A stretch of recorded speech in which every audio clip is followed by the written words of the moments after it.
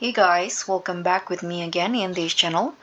In this video, I'm going to show you how you can catch this cloud swimmer in Fish It Roblox.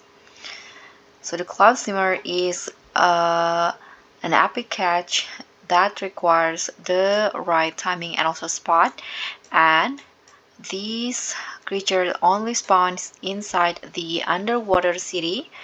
And here I'm going to show you how you can catch this one. So first, for the rod that I'm using the element rod with the singularity bait.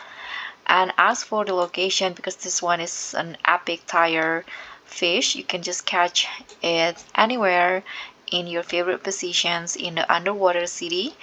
But if needed, you can also use your luck totem or maybe the luck potions. And for my favorite spot, I got it in here a lot, where this other player is fishing now. You can catch it in this position, or you can also find another best spot. So my second best spot is in this docks right here. So that's all from me. Thank you so much for watching. Don't forget to like, comment, and subscribe. Also click on the thanks.